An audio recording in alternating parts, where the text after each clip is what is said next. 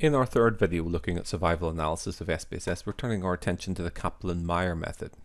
Now earlier we were looking at the life tables method, and one of the issues of the life tables method is that survival probabilities are quite sensitive to how intervals are grouped. Life tables allows us to analyze survival at grouped intervals. We don't have to do it at the finest level of granularity.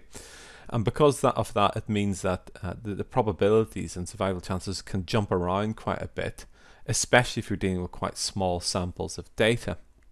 Now, life tables works by dividing the data into discrete equal intervals, whether it be monthly or daily, or whether or not they be yearly or something like that, and calculates the survival at each interval.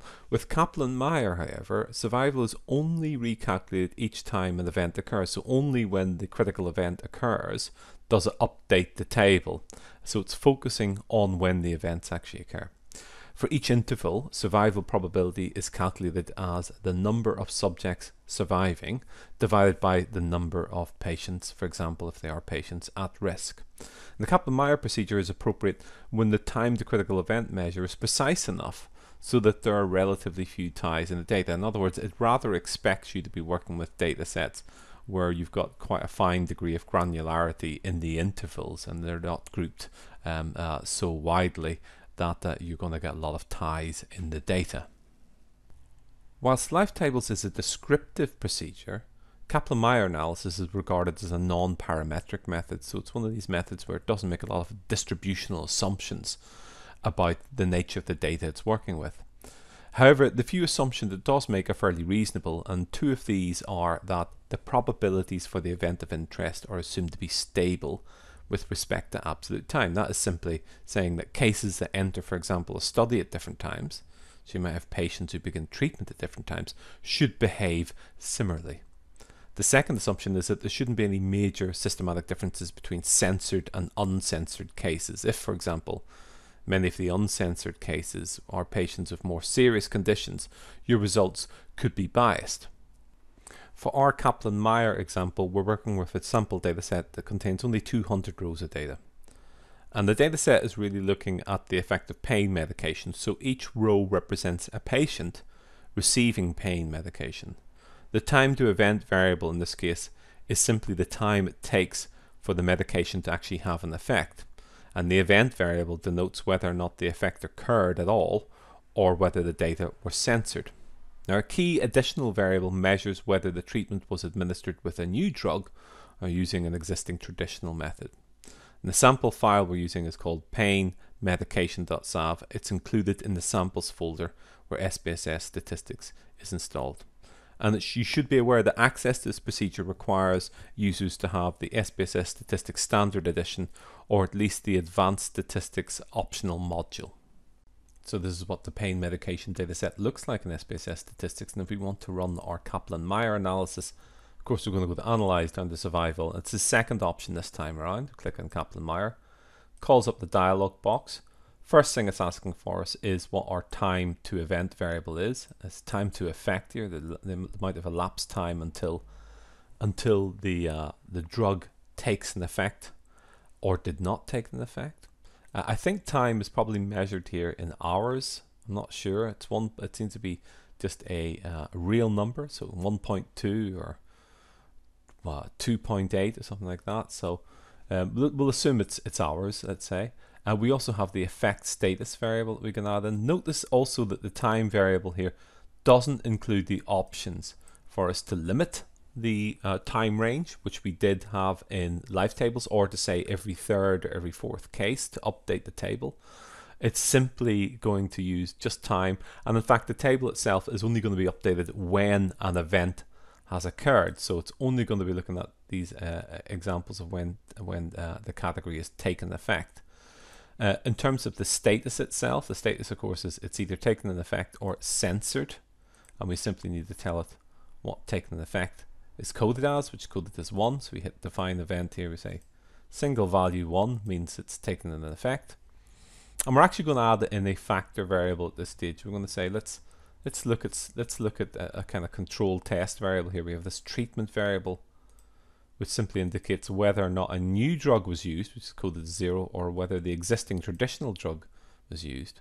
So that's going to be our factor variable. As soon as we add that in, some of these additional options here light up. If I click on compare factor and click on test statistics, log rank, Breslow and Tyrone Ware, I'll explain what these actually refer to in a few moments. Hit continue at that point, and I can also go to options and ask for some additional output in the form of quartiles, a survival plot, 1 minus survival and hazard. Click continue and OK, and we'll see the output that's generated from that analysis, and then we'll walk through it again. So first thing to bear in mind here, it's giving us a case processing summary. It's saying that 79 cases where the event actually occurred for the new drug and 74 for the existing drug out of the 200 overall. The new drug was administered 104 times, and the existing drug was administered 96 times. And then we have our survival table. This time the survival table is split only when the event has occurred. Beneath that we have some means and medians, some percentiles, some statistical tests, and then a bunch of charts, survival function charts, 1 minus survival function, and the hazard function. That's all of our output. Let's take a look at it in more detail by returning to the slides. Just as a reminder, this was how we configured our Kaplan-Meier analysis. Time to effect was a time variable, status was a status variable, and we had our factor variable in here. We requested these additional test statistics and some additional output here in the form of quartiles, survival plot, 1 minus survival and hazard. Let's look at the results of that.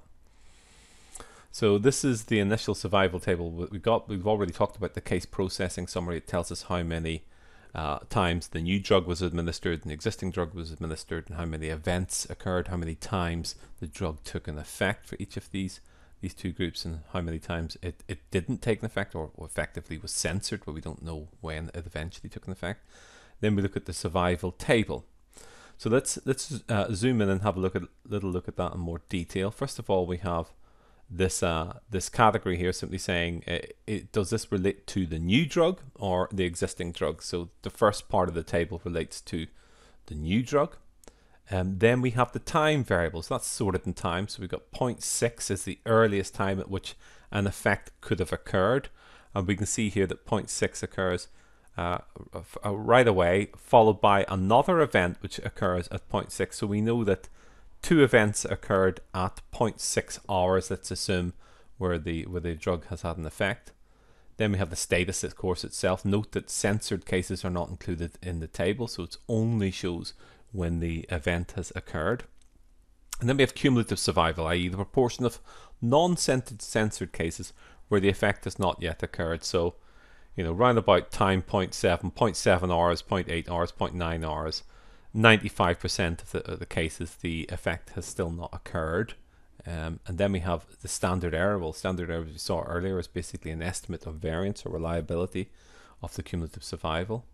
Then we have the actual number of events that are occurring. So if we can see here that by 0.9 hours, five cases where the drug has taken an effect, and that shows us the number of remaining cases, number of non-censored cases remaining where the effect has not yet occurred. So taking out the non-censored cases, this is how many. We've still got 99 cases left where the effect has not yet occurred. So survival table here is slightly simpler than the life table, fewer columns that we saw in the life table earlier on.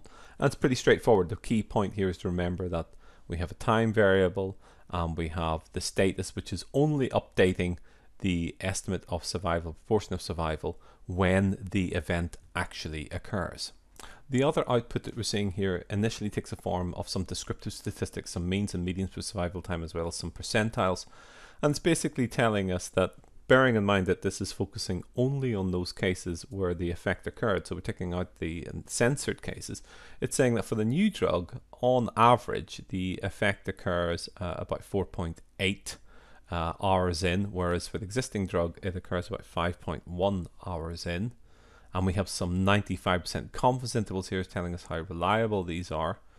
You can see there's some overlap between these confidence intervals from one group to the next, which possibly indicates that this isn't a statistically significant difference.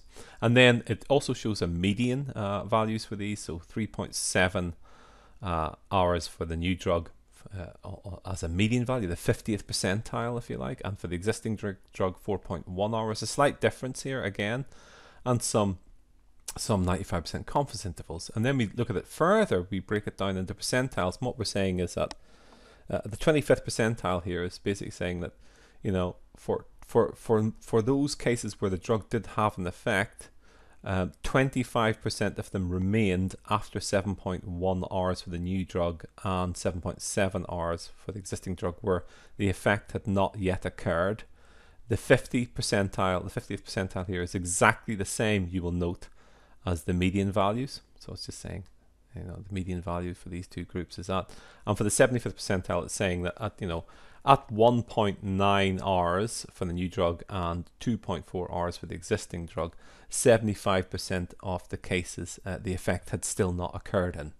And then beneath that, we have 3 statistical tests here showing 3 significance values here, indicating that the difference between new drug and existing drug is not statistically significant. So although we're seeing some differences here in the mean values, it's basically saying that, yeah, these differences are not sufficiently large that one would expect to see them in the actual population themselves. So it's returning non-significant values to us for all 3 tests where the value is greater than 0.05.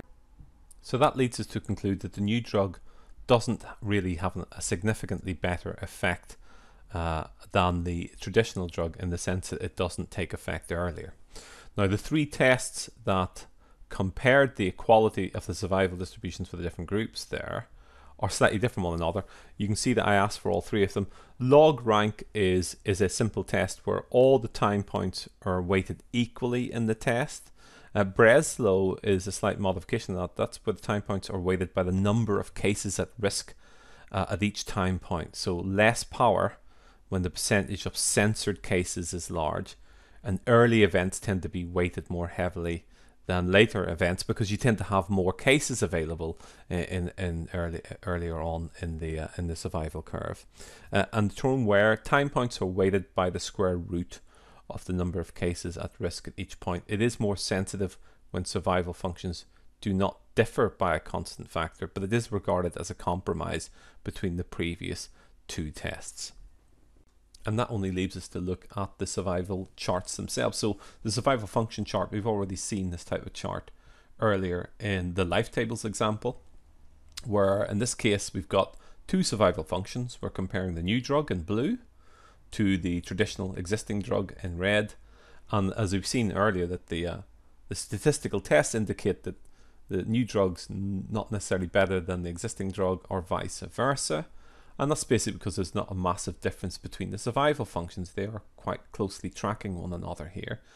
We can see, of course, that the scale goes from 0 to 1. So we're looking at the number of cases where the effect hasn't occurred yet, early time points, and then over time, it's an increasing number of cases where the effect has occurred, and each time it's indicating when a censored event has occurred. So existing drugs censored, new drug censored, that's what the plus signs are.